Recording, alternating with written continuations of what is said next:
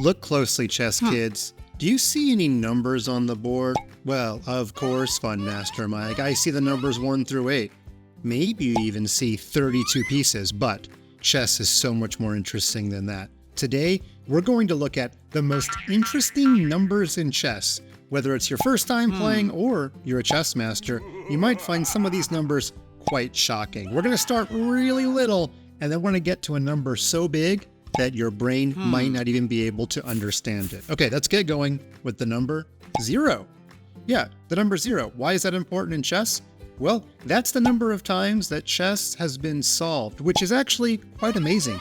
The game has been around for 1,500 years, and yet no person, no computer, no nothing has ever fully solved the game of chess. Now, that might change one day, but probably not in our lifetime. That's the good news. There's endless possibilities. Okay, let's get to some real numbers. The number 1.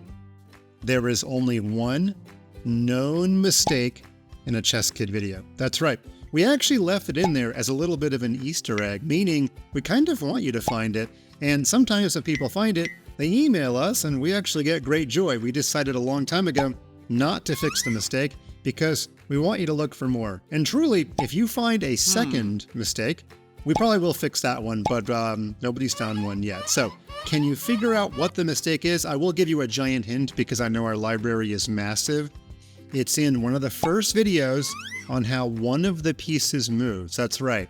Yours truly, that would be me, made a mistake a long time ago. I simply forgot to count a possibility. So go look in our early videos and yeah, you can write to us if you find the mistake. One known mistake in a ChessKid video. That's actually not so bad for doing 10 years of videos, right? Okay. Number 2. That is the shortest possible game of chess. Now that really means 2 moves for each side, but that's usually how we measure moves in chess. It does require that one side play quite silly. So this is how a 2-move chess game would go. White would start out with a move like f4. Now this opening actually has a name. It's called the bird's opening, and it's for the birds, meaning I don't want you to play it. Now black can move this pawn, which opens up the queen, and the queen is thinking about going to h4. Now if she went there right away, this pawn could move forward and block the check. But if white is having a really bad day, and white plays pawn to g4, now of course that pawn can't go back to g3, then amazingly it's already checkmate after queen to h4. It's good, put the queen there. And there you have it, chess kids. That is the shortest game of chess possible. If I ever see this in a real chess game, it's probably the player playing white, trying to be silly and give up right away, because no human being would actually play these moves. But technically, it is possible. Okay, let's move on to the number 3. That's actually the number of ways you can get out of check. And in fact, let's stay right here on this position. We often say in ChessKid land, CPR when you're in check. Try to get the king back to life by using CPR. C is for capture. Let's take a look. Is there a way to capture this queen? I don't see one. The P in CPR stands for protect. Do you see a way to protect the king? Meaning, put a piece here or here to block the check. I don't see one. Pawns don't go backward. You know that. The knight cannot possibly move from a dark square and land on another dark square. That's just a feature of the knight. And the bishop, when it's on a light square, it can never get to the dark square, so those pieces aren't possible. Now, I have some special powers. I can pick up this queen and move her 1-2 turn like a knight, but that's just Fun Master Mike being silly. Queens don't really move that way, and in fact, when I let go, the computer nullifies my move. I don't really have special powers. That's why this is checkmate. The king is in danger. He's trying to use the 3 ways to get out of check, but CPR is not working, and that's what makes this checkmate. All right, let's move on to the number 4, and I'm going to be a little bit silly. Take a look at this chess position. Boom! What is going on? White has 4 pawns, and black has an entire army. What is this that you're looking at? This is actually one of the many chess variants called monster chess. That's where you take the rules of chess and you change them a little bit to make a new game. I'm pretty sure you've all done that, because when I have chess camp and the kids play Foursquare, they change the rules all the time. It actually makes my life a little bit hard. No more Foursquare at chess camp. Let's go back to this position though. Monster chess, white only gets 4 pawns, 1, 2, 3, 4. However, white gets to make 2 moves every single turn. For example, white could go e4 and d4 in the first move. Turns out this game is actually quite interesting because sometimes this king will go crazy and move into check and out of check. In fact, king takes king is a legal move for white, and nobody really knows who's better in this position. Some people like being white, the monster, and some people like playing black with the full army against the monster. All right, this is one of the crazier variants of chess, but white gets 4 pawns and 4 pawns only. Moving on to the number 5. Number 5 is the number of times that both Vishy Anand and Magnus Carlsen have won the World Championship. However, they did it in different ways. Vishy won the World Championship in tournaments, in matches, in knockouts. He pretty much did every single possible way to get the World Championship because that was what was available to him. However, Magnus was the king of matches. He won 5 World Championship matches before giving up his title. And it's actually kind of interesting, a question. Who will be the first to number 6? I'm not sure if either of them will ever get a 6th, but definitely they are both in the argument for best chess player of all time. Number 6. What is going on here? 6 is the record for most consecutive checks. White and black mutually checking each other. It's actually happened at least twice in chess history. I'm just going to show you one example, but here's what I mean. I don't mean that your rook is chasing the enemy king around the board, because if that was the only qualifier, probably the record would be something like 50 or 100. What I mean is white checks black, black checks white, white checks black. How is this possible? Well, here's the beginning of the 6 check sequence. Black begins with knight to g4, checking the white king. Okay, let's do a little counter on the screen. That's number 1. Now the king takes the pawn to get out of check, but in turn gives check to the black king. It's like a counter check. So that's 2 checks. Now, black gets out of check by putting one of his knights in the way. That's the P in CPR. Knight on D to E5 check. Notice both knights could go there. That's the 3rd check. But in doing so, black actually saves his own king. Now, white takes the knight for the 4th check by removing the knight. Of course, white's king is safe, putting black's king in check again. Black counters by taking the rook with the other knight. That's check number 5. And white plays queen takes knight check to safeguard his own king and check the black king. Ladies and gentlemen and chess kids around the world, those are 6 consecutive checks. Extremely rare, but I know it's happened at least twice in history, and this was one example. Okay, so far we've done all the numbers in order, but we're going to skip around, because if we literally do all the numbers in order, we would be here for a very, very long time. And you don't want to hear Fun Mastermind count from 1 to 100,000, because some other very famous YouTuber has already done that, and I don't have that kind of time. So we're skipping ahead. From the number 6, we move on to the number 9. Why is the number 9 important in chess? Well, you might think the queen is worth 9 points, and actually you're not wrong. However, a lot of chess kids know that. What I would like to talk about is the number of possible queens for one side. Now, I'm not going to show it to you on the board, but we're just going to count and talk about how this could happen. If you get a pawn all the way to the other side, of course, pawns don't move like that, but if the pawn got to the other side, you can turn it into a queen, even if you already have a queen. Now, if you're on ChessKid, this is pretty simple because the pawn will just magically turn into a queen. However, on a regular chess set, you might need to go borrow your buddy's queen, or you might need to take an object out of your pocket to make pretend. You could even use a coin from your pocket. So, we've got one pawn getting to the other side. What if this pawn gets to the other side? Yeah, you can get another queen, and I think you figured out the pattern. If white were to somehow get all 8 pawns to the other side, white can get 8 queens. Again, you're being a little bit silly by doing so, but you are allowed to. However, the answer is not 8. Some clever chess kids remember that you start with a queen, and if you manage to keep your own queen and get all 8 pawns to the other side, of course 8 plus 1 is 9. 9 queens is possible in a chess game. We're going to skip ahead to the number 12. 12 is the number of years old of the youngest grandmaster in the history of chess. In fact, at the time of this recording, and you're going to be hearing me saying that a lot coming up, at the time of this recording, there are 6 different kids. And I do mean kids. I mean, if you're 12, you're not even a teenager. 6 different kids who are not even old enough to drive a car have become a grandmaster at the age of 12. And the youngest is Abhimanyu Mishra from USA, 12 years old and a grandmaster. Boy, makes me wonder what I'm doing with my life. There you go. That's the record. Can you beat it? Well, if you do, you can be sure I'm going to make a ChessKid video out of it. Okay, let's skip ahead to the number 14. Out of all of the human beings in the history of the world, 14, the number of players who have ever reached the chess rating of 2,800.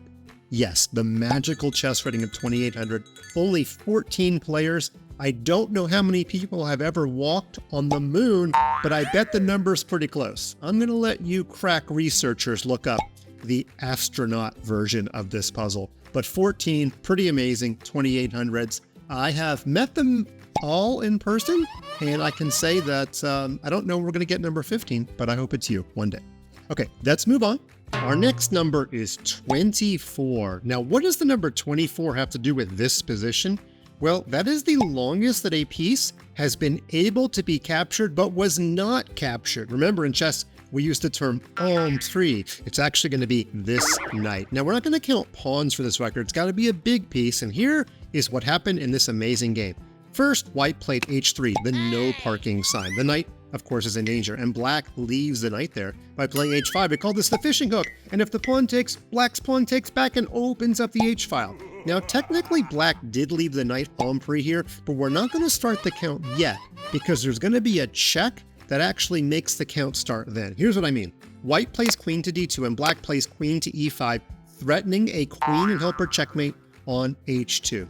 Then after f4, the queen gives check. And of course, in this position, white is not legally able to capture the knight because white is in check. So we're not going to start the series of 24 until after the move king h1. Now, it's pretty easy to understand why white never captures the knight. If the pawn takes, black's pawn simply takes back with immediate checkmate.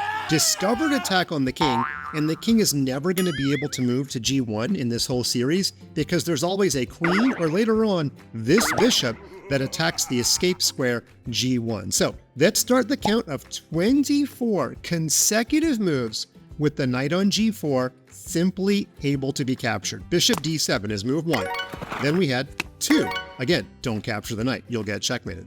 Then 3 and 4, don't capture the knight, and 5 and 6, and here we go, friends, and 7 and 8, don't capture the knight, and 9 and 10 and 11, and how many ways can I make my voice sound? 12 and 13 and 14 and 15, don't capture the knight, 16 and 17 and 18 and 19, don't capture the knight, and 20 and 21 and 22 and 23 and 24, and finally on the 25th move, black saves the knight. So we have to stop the count at 24. The knight, amazingly, never even got captured on the g4 square. Quite a fascinating game, and it just goes to show you, sometimes capturing is not such a good idea. For most of this, of course, white would have gotten checkmated, so that's why white never took the knight. Okay, now moving on. Higher than 24, but not as high as 25. It's our only non-integer, 24.5. Now, what on earth could a decimal be doing in our ChessKid video? Well, 24.5 is the longest game ever played in chess in terms of number of hours. So 24 and a half hours, 24 hours and 30 minutes. This game was played in 1980. I can almost guarantee you, you will never play a game even close to this. I once played a game that was 7.5 hours in 1986, and I will never play a game as long as that. I was like 7 years old. I don't know how I did that. I think I had 2 meals at the board, but 24.5. Now, most games we play these days, you know, they're online. They're 10 minutes or under, but I'll be super proud of you if you ever play a game that lasts 1 hour or even 2 or 3 or 4. You're probably not going to play too many games above 4 hours. Now, just to give you an idea of how long that chess game was, you could watch all 8 Harry Potter movies in less time than that one chess game lasted. You would even have enough time to play Quidditch all afternoon and still have time left over for a snack. Quite an amazing game. Okay, let's move on to the number 42. No, it's not the answer to the universe. Well, it might be, but 42 is the number of female grandmasters all time. Women who have achieved the highest rating in chess. Interestingly, they're all still alive, and the latest is Grandmaster Vaishali of India. She is our 42nd female grandmaster, but as I mentioned, at the time of this recording, I hope there are more, and surely there are more talented female players to come. After 42, we have to go to the most obvious number in chess. 64, the number of squares on the chessboard. There's even a chess magazine named 64. You could count them all, or you could take my word for it, but there are 64 squares on the chessboard. Moving on, the number 70. That is the number of chess books by Fun Master Mike's favorite author, John Nunn. Actually, he's written so many, I don't have an official count, but that's the number of chess books currently on sale on a very famous book-selling website. Now, to be fair, some of these are his titles translated into German or French, but still, quite an amazing writer. I learned so much from him growing up, and chess books are not to be forgotten. John Nunn has written everything. One of my most favorite books is Understanding Chess, Move by Move, and actually, there's a couple of videos I've done where I've included some of the games from that book. So thank you, John Nunn, for making me a better chess player, and more importantly, better teacher. Okay, let's move on to the number 78.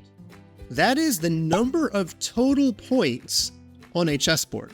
Now, I actually really wish I hadn't told you the exact answer because I would have liked to have made you do some big math, but I don't want to torture you. I've gone ahead and told you there are 78 points on the board, and here I think is the quickest way to get that answer. Now, of course, you could be a genius at mental math or have a calculator out because honestly, if you've got your phone out, it probably has a calculator on it. But let me show you a trick or two to get to this number. Let's count the white pieces first. And one trick is to find groups of 10. So the 2 rooks are worth 5 each. 5 plus 5 is 10. And now let's find another group of 10. The queen is worth 9 points. And if we grab the pawn in front of her, that's 10. Now we have 2 groups of 10. Let's use some minor pieces. The knights and bishops are worth 3. Let's take another bishop. That's worth 3. 3 plus 3 plus 3 is 9. We'll take one more pawn. That's another group of 10. Now all we have to do is add in the knight. The knight is worth 3. How many pawns do we have left? 1, 2, 3, 4, 5, 6. 3 plus 6 is 9. We don't put a value on the king. So if you can remember all of that, we have 3 groups of 10. 10 plus 10 plus 10 is 30. And then we had an extra 9 left over. That makes the math a little bit tricky. Would have been nice if there were 40 points for white, but there's only 39 points for white. Now comes kind of the hard part. You have to double it because black, of course, has 39 points as well. Now there's a couple ways to do this. You could just be a genius at math and do 39 plus 39 and you'd get 78. Or because the number 40 is a little bit easier, you could double the 40 and then take away the 1 point for each side. I've given you a little bit of crazy math. Fun Master Mike's brain works in different ways. You can tell I've never been a math teacher because I may have just confused you, but trust me. Break out your calculator, double check my math. I don't think I made an error in this video. 78 points exist on a chessboard. Remember though, the king we don't give a value to because you can't actually capture the king. Unless you're playing monster chess, but we're not talking about that right now. Now, if we go up just a tick from the number 78, we go to 79. Let's take a look at a position where the number 79 was important. This completely crazy game with my friend playing black, Grandmaster Magesh Panchanathan, who lives in my state and is actually a ChessKid user. He was playing black and he set a record, and I'm almost positive while playing this game, he had no idea that he set a record. What is the record here for black?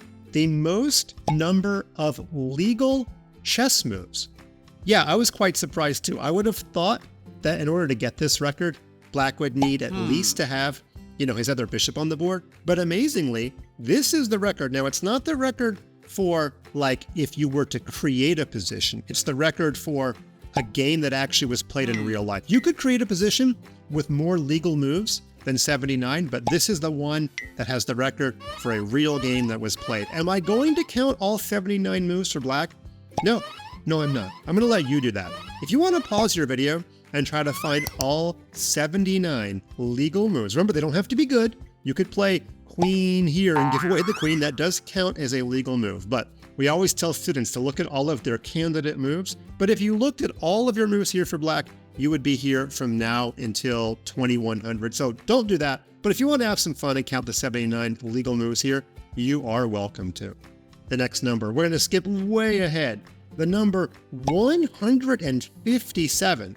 Now, I know for sure this number is going to be outdated very soon because that is the number of ChessKid video lessons. And you can be sure there are more on the way. We've done all the pawn, knight, bishop, rook, queen, and king levels. We did 100 king levels. We thought we were done, but we actually had so many kids write to us and say, Fun Master Mike, we love you more than anything. And I said, thank you. And they said, but we'd love you even more if you made some Super King videos. So that's what we did. We're working on the Super King videos. They're not easy because I've got to find some advanced content, but more come every single month. We've got 157.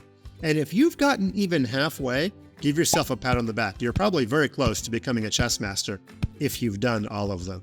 All right, skipping way ahead to the number 269. That's the number of moves of the longest chess game in history in terms of number of moves. It was played in a city named Belgrade in 1989. And you know what? We're going to have to do this one in hyperspeed because we don't want to be here to the year 2100, but I want to show you all 269 moves. So here we go. We're going to put these moves in hyperdrive. 269 moves coming up. And I will tell you that most of the longest chess games in history have the exact same endgame. It's usually one side trying to win with a bishop and a rook versus a rook. Now with best play, that should be a draw, but the side with the extra bishop should of course try to win. By the way, we are only on move, 50 around here, okay? We have such a long way to go. We really have to hit the hyperdrive button. So Fun Master Mike's gonna go even faster. And what kind of commentary can I do when there's a bishop and a rook versus a rook? I have no idea. We are approaching move 100. We are 1/3 of the way through. But like Harry Potter, things just keep going, and the story never ends. And white will eventually capture that black pawn. And when white does it, it will be officially bishop and rook versus rook. We are a little bit halfway through. Are you learning anything? Probably not. But are you not entertained? That is the whole point. White will eventually win the pawn. I promise you, white wins it by leaving the rooks on the board. And now this is white's attempt to win with bishop and rook versus rook. By the way, it is totally possible to win this. Many grandmasters have won this with the extra bishop, even when facing another grandmaster. In fact, I will tell you, I believe that white missed a couple of wins, although we don't have time to learn this. I did sit down with my coach when I was young, trying to study this endgame. I think we spent all afternoon trying to learn some of the patterns, and there's barely anything I remember. It is that complicated. We're approaching the end, and are you guys ready for move 269? It's going to come any moment. And the players finally agreed to a draw. Whew, I'm sure they were more exhausted than you are right now. Let's move on to the number 400.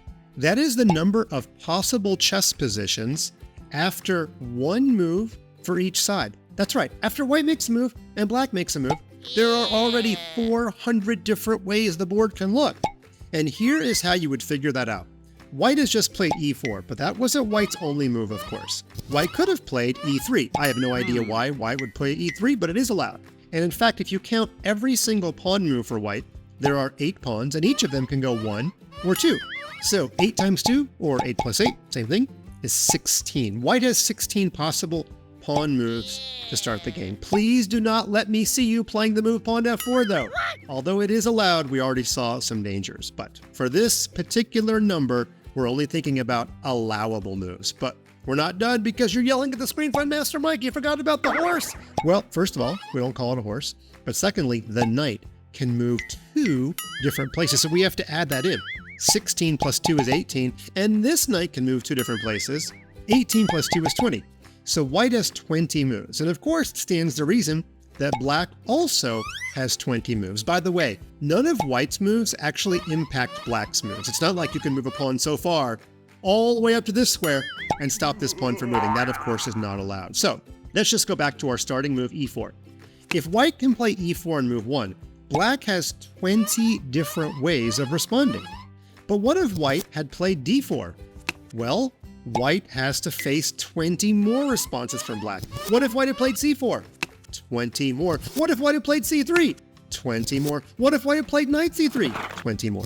So kids, it's really 20 plus 20 plus 20 plus 20 plus 20. Or you could do 20 times 20, which turns out to be 400. That's why chess has not been solved. We go all the way back to our number 0. Remember, chess is so complicated. After one move, there's 400 different board positions. That's why 0 people or machines have completely solved chess.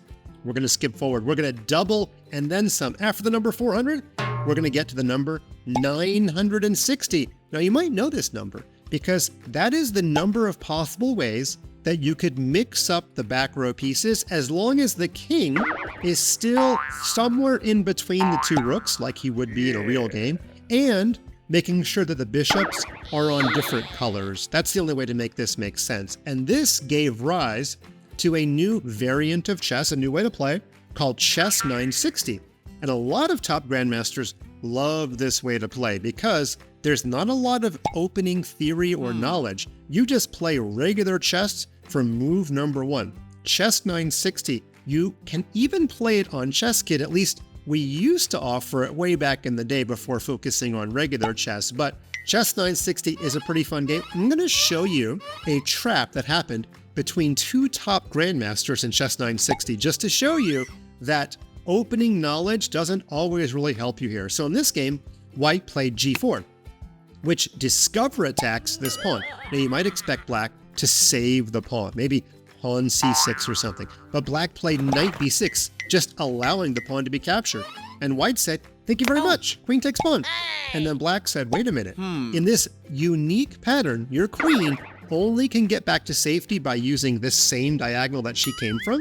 So black played the move d5 and white was already lost because this queen is completely trapped and the bishop is coming to c6 on the 3rd move and the queen is lost. That's what makes Chess 960 so amazing. All of those normal patterns you have in the opening, they all go out the window and you really are thinking from move number 1. Some people love 960, some people like regular chess, but you might see more Chess 960 tournaments coming up in the future.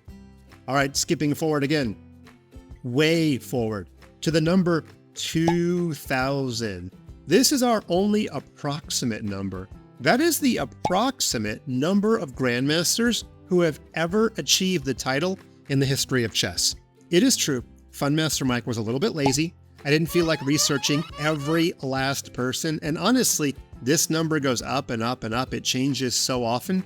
When I was a kid, the number was probably closer to 200, but there are so many more grandmasters in history. Thanks a lot to learning technologies like ChessKid, you're able to learn the game so much faster. Again, I hope you add your name to that very elite list, but it's going to require a tremendous amount of studying and playing.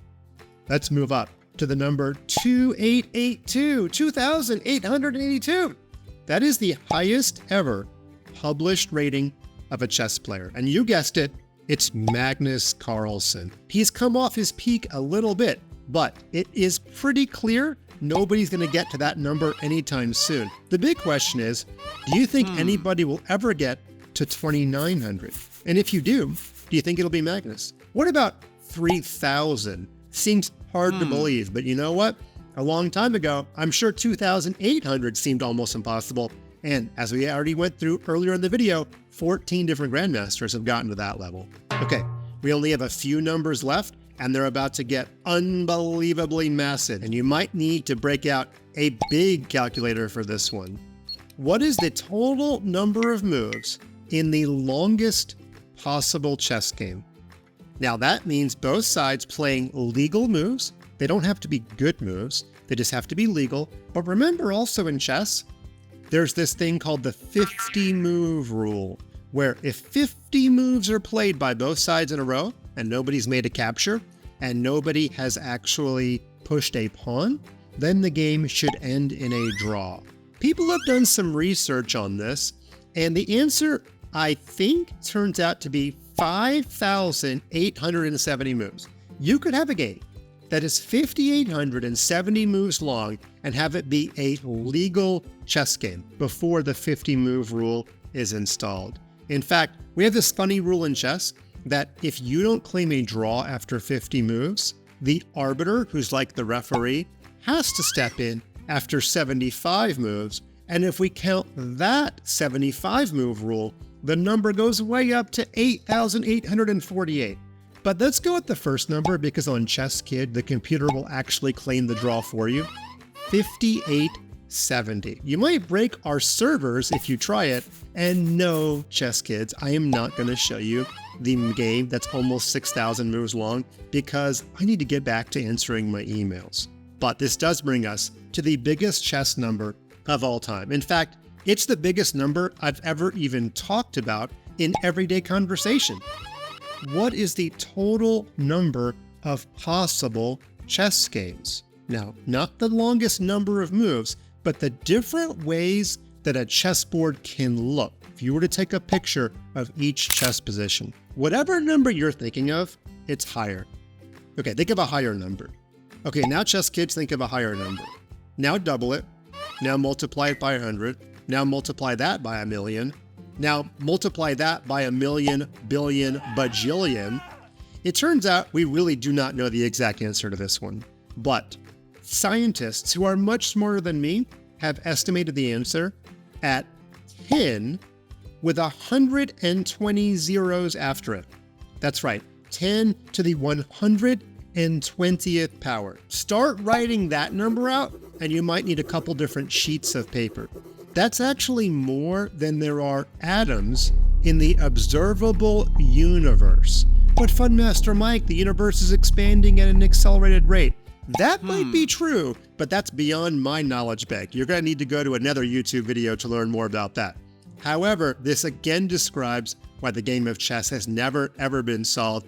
It is an endless supply of cool puzzles, and in this video, cool trivia. That is the biggest number I can think of in chess or in life. Well, there you go, chess kids. We've talked about the numbers 0 to a number with 120 zeros, and I think that's a nice way to close the video. I hope you had fun in this little journey around the numbers of chess. We'll see you next time on ChessKid.